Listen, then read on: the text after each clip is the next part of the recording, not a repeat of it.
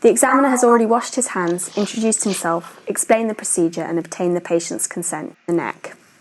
The examiner has already washed his hands, introduced himself, explained the procedure and obtained the patient's consent. He has also asked if the patient has any pain anywhere and obtained adequate exposure of the neck. Start by inspecting the neck from all angles, looking for scars, obvious lumps and any skin changes. Could you please take a sip of water and hold it in your mouth? And now could you swallow it, please? As the patient swallows, look for a thyroid mass, which will move on swallowing. Thanks very much. Could you open up your mouth and stick your tongue out? As the patient sticks their tongue out, look for a thyroglossal cyst, which is a midline lump that will move upwards on tongue protrusion. And place your tongue away and stick your tongue out.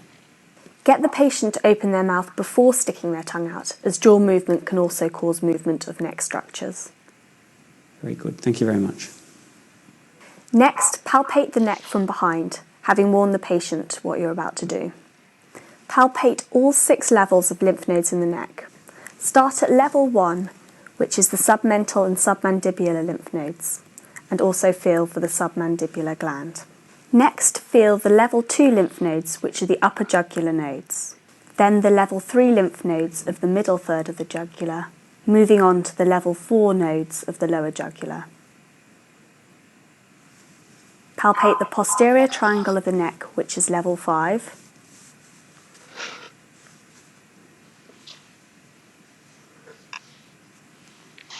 Then palpate the central area of the neck, which is level 6. Could you take a mouthful of water and hold it in your mouth, please?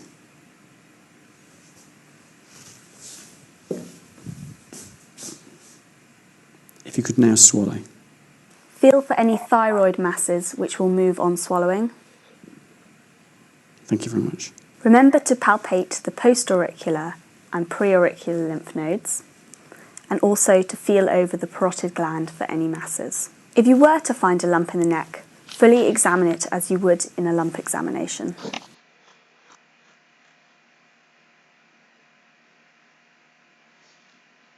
So the lymph node areas of the neck consist of level 1, which is the submandibular triangle, which is the margin of the mandible, the midline, and the anterior border of the thyroid cartilage.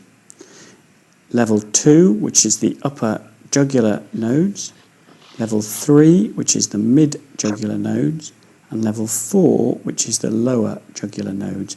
These are all underneath the sternocleidomastoid muscle, which runs from the sternal and clavicular heads to the mastoid tip. The posterior triangle is level 5, and this is from the posterior margin of the sternocleidomastoid to the anterior margin of the trapezius and the collarbone.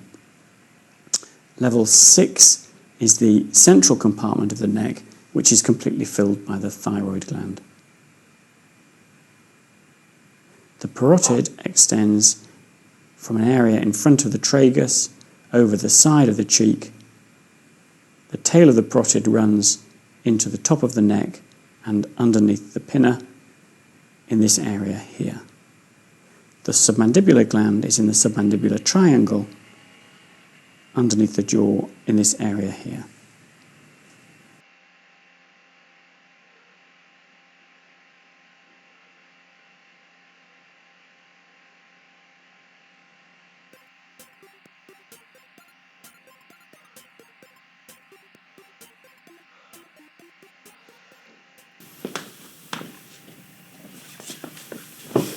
Hello there, my name's Andrew. I'm one of the final year medical students. Could I confirm your name and age, please? Hi, I'm Simon and I'm 24 years old. Nice to meet you, Simon. Today I've been asked to examine the thyroid gland in your neck. Would that be okay? That's fine. This will just involve me generally inspecting, then I'll move in closer to the neck to have a closer look, and then have a feel of the neck as well. Is that alright? Sure. That's great. Are you comfortable where you are? Yeah.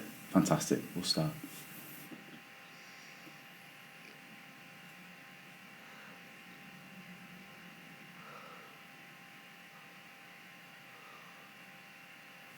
Simon, if you could just bring your arms out in front of you like this and splay your fingers. Fantastic. I'm just going to lay a piece of paper on the hands.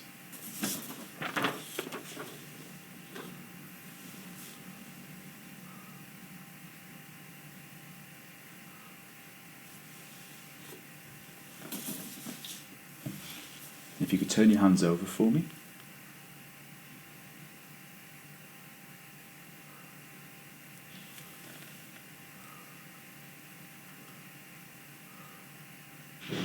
Finally, I'm going to feel your pulse.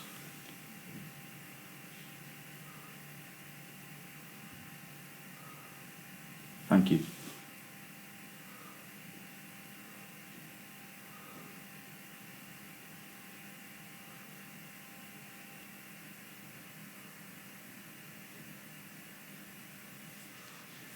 I'm now going to look more closely at your eyes. If you could just pick a point on the wall behind me.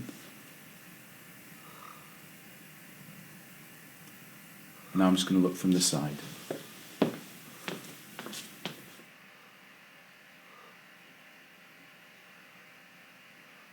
And I'll now look from behind. You could just look slightly up for me, Simon.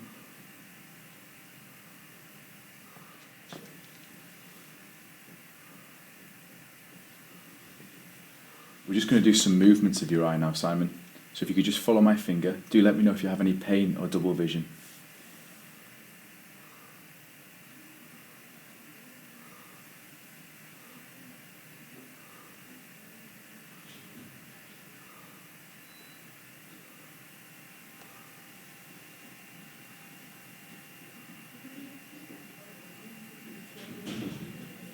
That's great. Again, if you could keep your head still and follow my finger for me.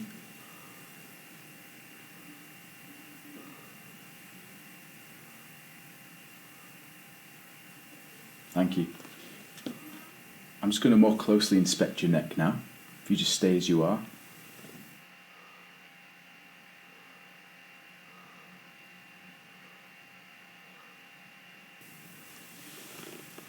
And if you could just take a sip of this water and hold it in your mouth. And swallow. Fantastic, Simon. If you could just stick your tongue out now.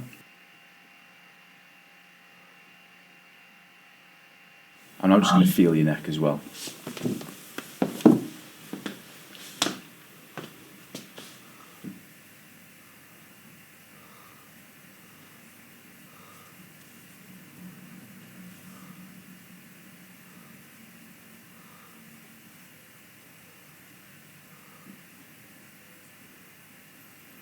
If you could just stick your tongue out for me, Simon. That's great. And if you could just take a sip of the water for me. And swallow. I'm just going to feel the glands in your neck.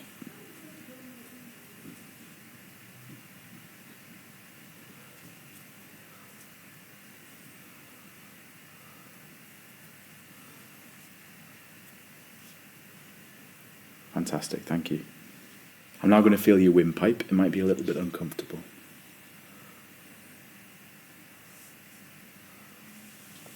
I'm now going to tap on your chest.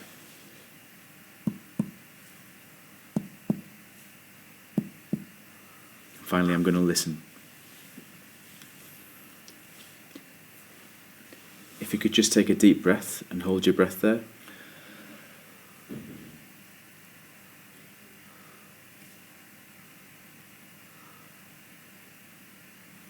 And breathe normally.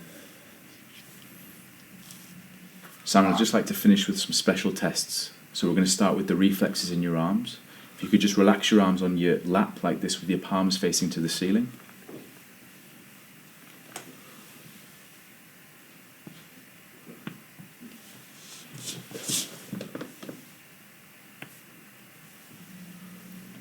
Fantastic. I'd just like to look at your shins, if you wouldn't mind rolling your trousers up for me. Sure.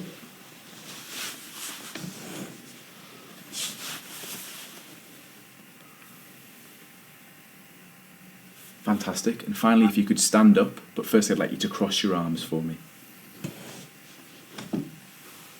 And relax.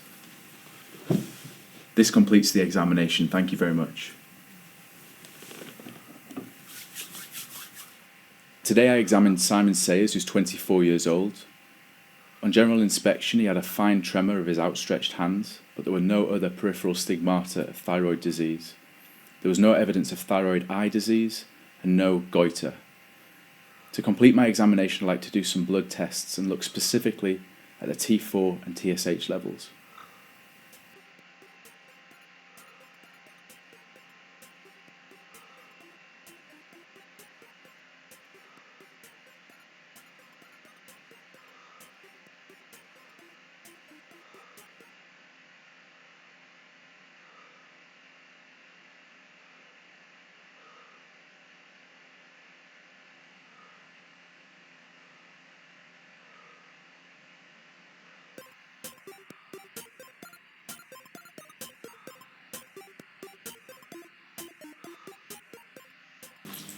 Hi there. Hi there. My name's Misha. I'm one of the final year medical students. Can I ask your name? Yes, it's David Barjana. And what's your date of birth? The 7th of the 9th, 1987.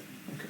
David, I'd like to examine your neck today, Okay. which will involve looking at your neck and then feeling some of the glands and structures of your head and neck. Right, Does that sound alright? that sounds fine. Great. Can I ask you to sit in this chair? Sure.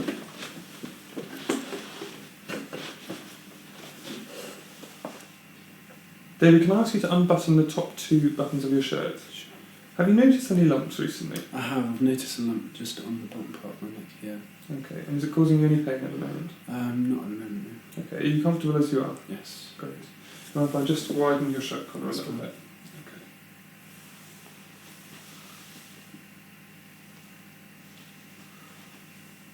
So I'm just having a look now. Okay. I'm going to have a feel of some of the glands around your neck now. Okay. Just tell me if I cause you any pain. Sure.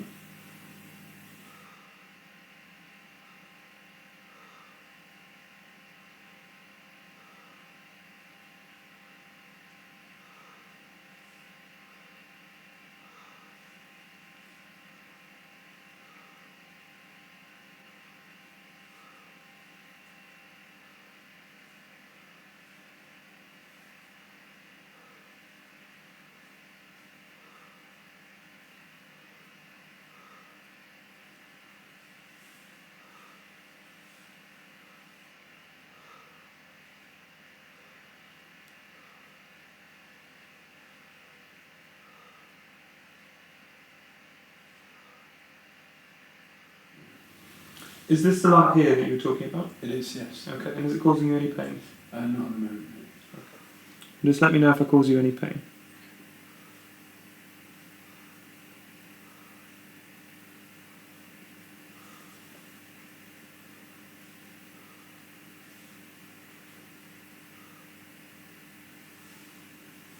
Can you turn your head to the left for me? And now to the right. And just straight ahead.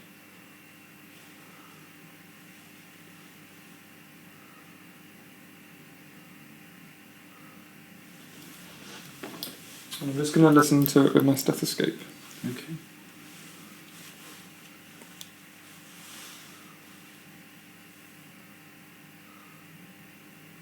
Thanks, David. That's the end of the examination. You can do your buttons up now. Okay, thank you.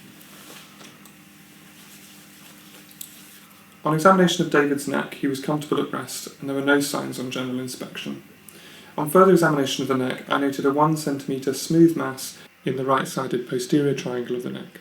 On closer palpation, the mass was smooth, freely mobile, and not attached to the overlying skin or underlying muscle. It was non-tender. There were no changes to the overlying skin, and the mass was not pulsatile, and there were no bruits. My top differential would be a lymph node, but I would also consider an epidermoid cyst or a lipoma. To further investigate, I'd like to take a full history and examination, including the lympho-reticular system. I would order an ultrasound of the neck for a suspicious mass and consider fine needle aspiration cytology.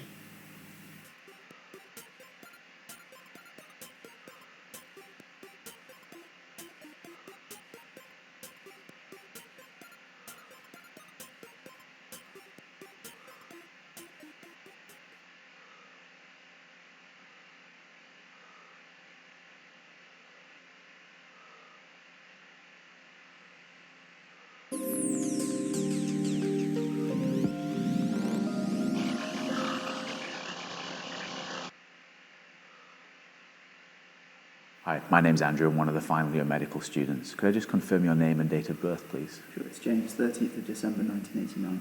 Nice to meet you, James. Today I've been asked to examine your feet. This will involve me inspecting the feet, feeling pulses, and then assessing sensation. To complete the exam, I'll have you walk. Would that be okay? Yeah, that's fine. Do you have any pain anywhere? No. Great.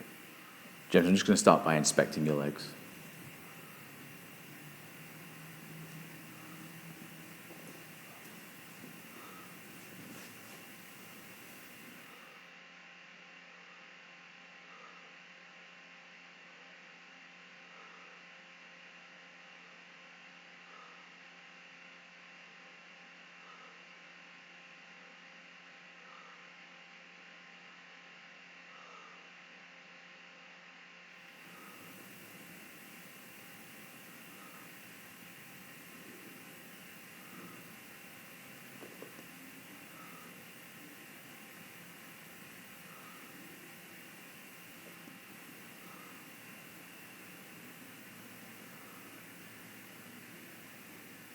I'm now going to assess sensation on your feet using the monofilament. Can you feel this? Yes. Great. I'm going to touch various points on the sole of your feet in turn. I'd like you to close your eyes and let me know whether you can feel it by saying yes. Jim, so if you could just close your eyes and let me know whether you feel the monofilament touch the sole of your foot. Yes. Yes. Yes. Yes. Yes. James, I'd now like to assess your walk. If you could walk to the far side of the room, turn around and walk back for me.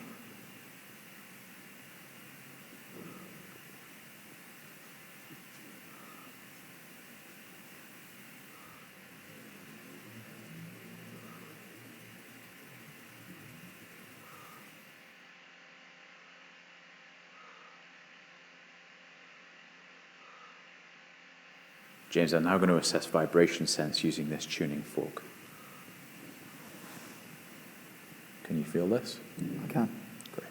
James, I'd like you to close your eyes. Let me know whether you feel the tuning fork vibrating and when it stops vibrating.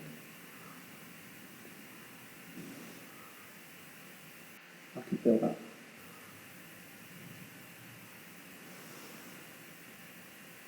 It stopped. And now the same on the other side.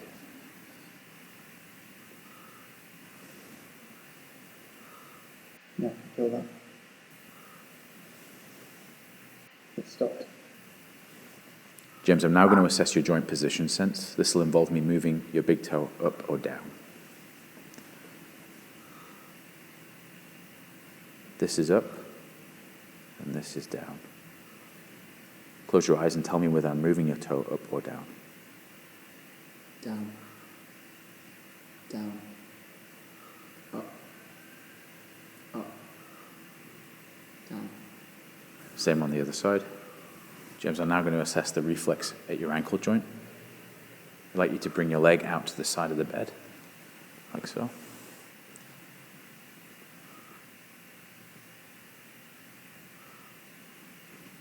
And the same on the other side. That's the end of the examination. Thank you very much.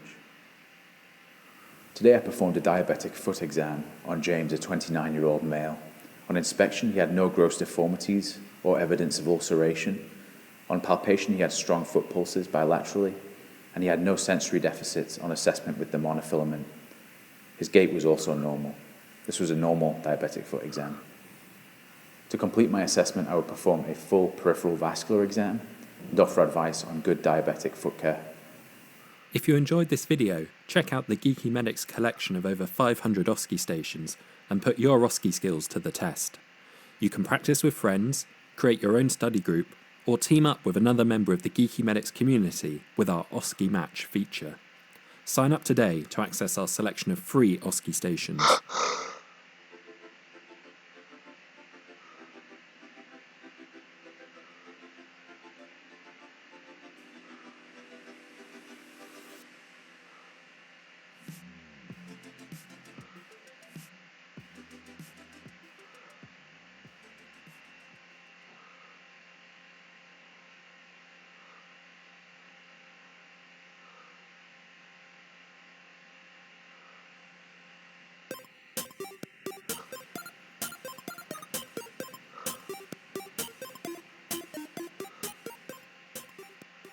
Hi, I'm Simon, one of the final year medical students. Can I just check your name and date of birth, please?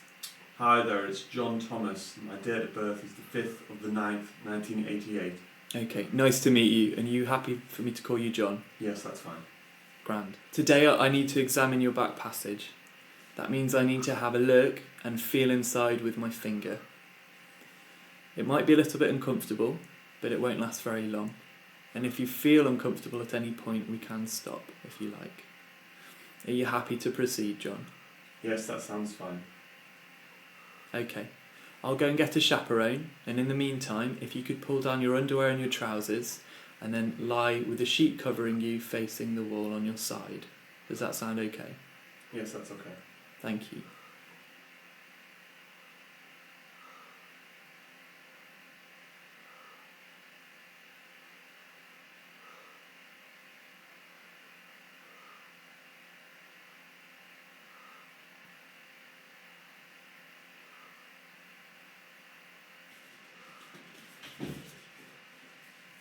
Okay, John, if you could pull your knees up to your chest for me, that would be great. I'm just going to pull up the sheets now and have a look, alright?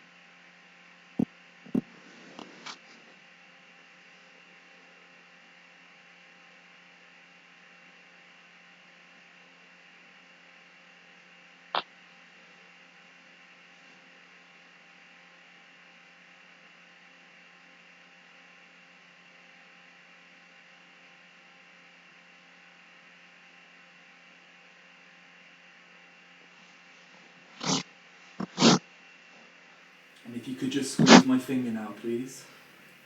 That's fine, relax. I'm just going to pull it out now, okay?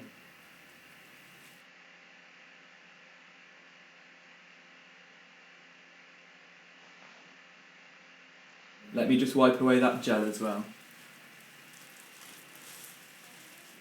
Okay, John, that's the end of the examination. I'll let you get dressed again.